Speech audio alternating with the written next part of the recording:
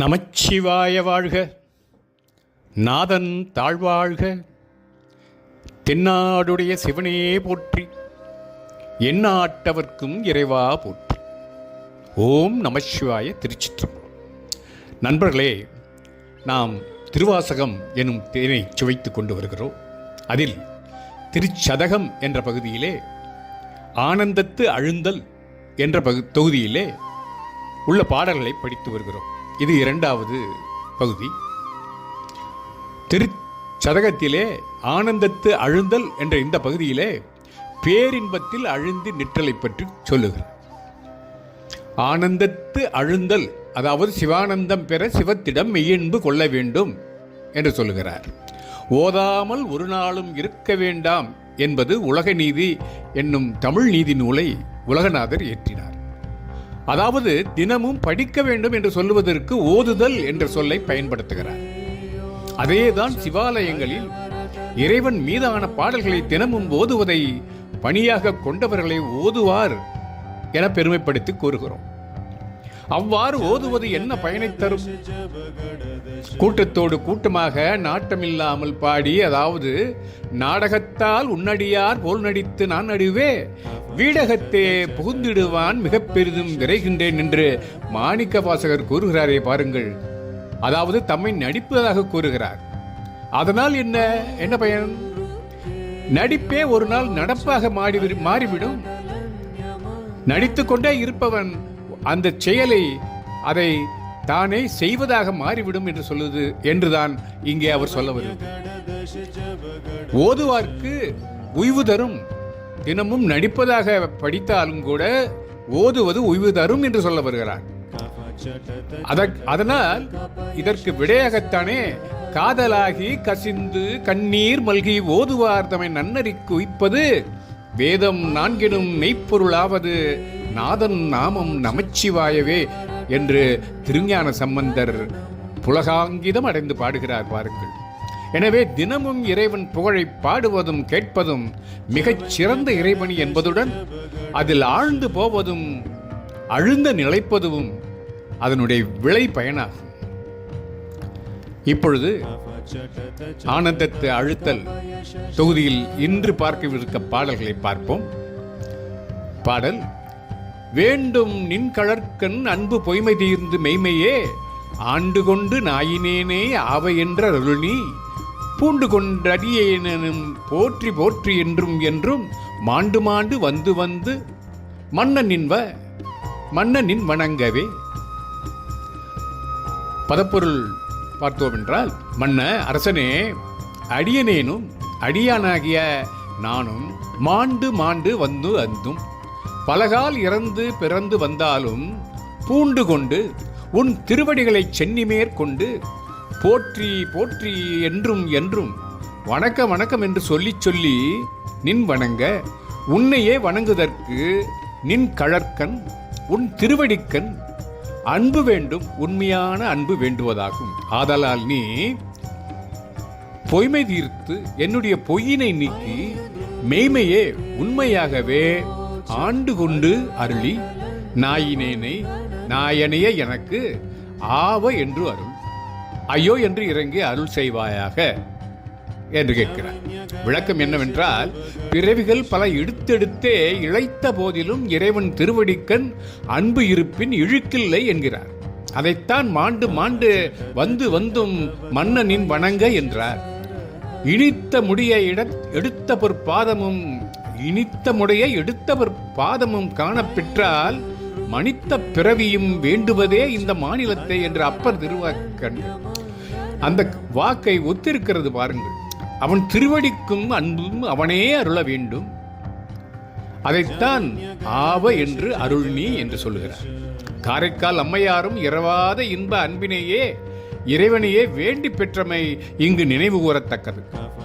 இதனால் பிறவி எடுத்த போதிலும் இறைவன் திருவடியை மறவாதிருப்பின் நன்மையே விளையும் என்று கூற வருகிறார் மாணிக்க வாசகர்.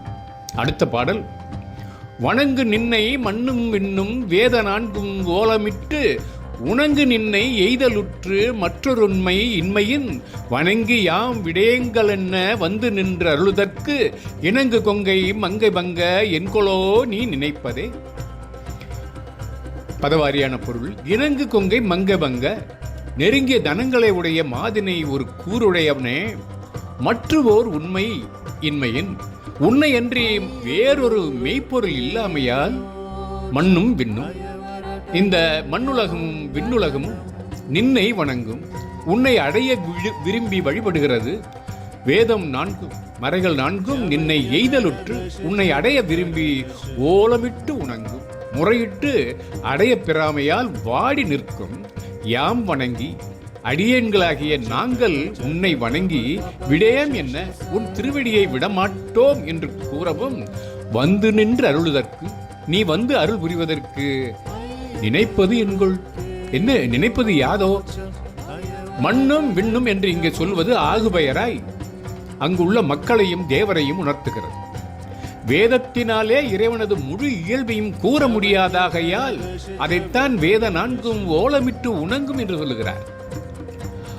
அல்லை ஈதன மறைதருளும் மறைகளும் அண்மை சொல்லினால் துதித்து இழைக்கும் இச்சுந்தரன் என்று பரஞ்சோதி முனிவர் கூறுவது இங்கு நினைக்கத்தக்கது. என்கொலோ நினைப்பதே என்றமையால் தமக்கு அருள்வது பற்றி இறைவன் எண்ணுகிற எண்ணம் யாதோ என்று ஐயப்படுகிறார்.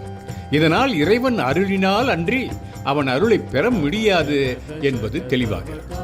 அடுத்த பாடல். நினைப்பதாக சிந்தை செல்லும் எல்லையேய வாக்கினால் தினைத்தனையும் ஆவதில்லை சொல்லலாவ கேட்பவே அனைத்துலகும் ஆய நின்னை ஐம்புலன்கள் காண்கிலா எனைத்தெனைத்த தெப்புறத்து எந்தையே பாதம் எய்தவே. பதப்பொருள். சிந்தை செல்லும் எல்லை ஏய, மனம் செல்லுகின்ற எல்லையை பொருந்த வாக்கினால் மொழியினால் தினைத்தனையும் ஆவதில்லை, தினை அளவும் முடிவதில்லை. ஏனெனில் சொல்லலாவ சொல்லப்படுவன எல்லாம் கேட்பவே செவியால் கேட்கப்படுவனவே ஆகும். அனைத்துலகும் ஆய நின்னை, எல்லா உலகமான உன்னை ஐம்புலன்கள் காண்கிலா, ஐம்பொறிகள் அறிய மாட்டா. அதலின் எந்தை பாதம், எம் தந்தையாகிய உன்னுடைய திருவடியை எய்த எம் போன்றவர்கள் அடைய எனைத்தனைத்து எத்துணை பெரிய அளவினது எப்புறத்தது எப்பாலது எனினும் நினைப்பு அது ஆக, என் எண்ணம் உன் திருவடியை எய்துவதே ஆகுக. அதாவது சிந்தை நினைக்கும் எல்லைக்கு வாக்கு தொடர முடியாது என்பார்கள். சிந்தை செல்லும் எல்லையேய வாக்கினால் தினைத்தனையும் ஆவதில்லை என்றார். இனி இறைவனது பெருமையை கூறும் நூல்கள் எல்லாம் செவியால் கேட்கப்படுவனவே அன்றி அறிவால் அறிந்து அனுபவிக்கும் அனுபவமானவை அல்ல என்பது குறிப்பு. சொல்லலாவ கேட்பவே என்கிறார். அச்சிந்தையும் வாக்குமே அன்றி ஏனைய கருவிகளும் இறைவனை காண வல்லன அல்ல. ஐம்புலன்கள் காண்கிலா என்கிறார். இக்கருத்து பற்றிய பின்னரும் கூட சிந்தை செய்கை கேள்வி வாக்கு சீரில் ஐம்புலன்களால் எய்திடாத என்று கூறுகிறார். இறைவன் காண்பதற்கு அரியவனாயினும் அவன் அடியார்கள் அவனை நினைத்தலை விடார். ஆதலின்தான் எந்தை பாதம் எய்த நினைப்பதாக என்று சொல்லுகிறார். இதனால் சிந்தையும் மொழியும் ஏனைய கருவிகளும் செல்லா நிலைமைத்து சிவ பரம்பொருள் என்பது கூறப்படுகிறது மாணிக்க வாசகரால் இந்த பாடலில். அடுத்த பாடல். எய்தலாவதென்று நின்னை எம்பிராணி வஞ்சனேற்கு உய்தலாவது உண்கண் அன்றி மற்றொருண்மை இன்மையின் பைதலாவதென்று பாதுகாத்து இறங்கு பாவியற்கு ஈதலாகது நின்கண் ஒன்றும் வண்ணம் இல்லை ஈசனே. பதப்பொருள்.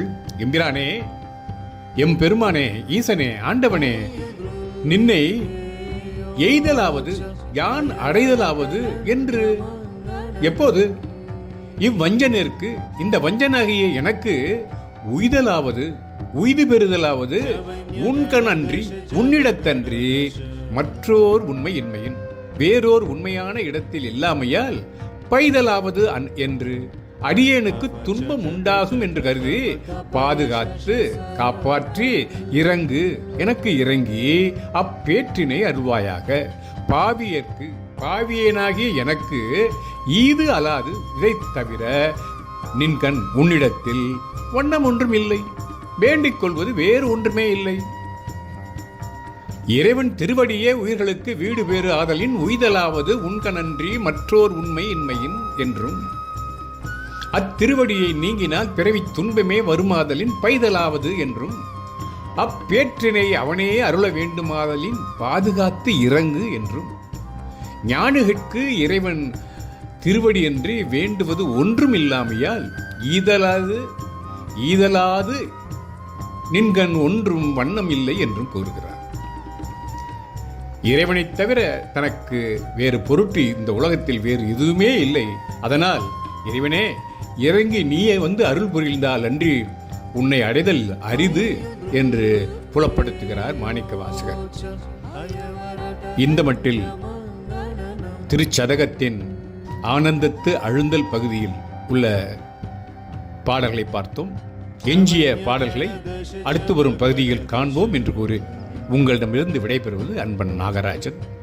நமச்சிவாய வாழ்க, நாதன் தாழ்வாழ்க, தென்னாடுடைய சிவனே போற்றி, என்ன ஆட்டவர்க்கும் இறைவா போற்றி. ஓம் நமச்சிவாய. திருச்சிற்றம்பலம்.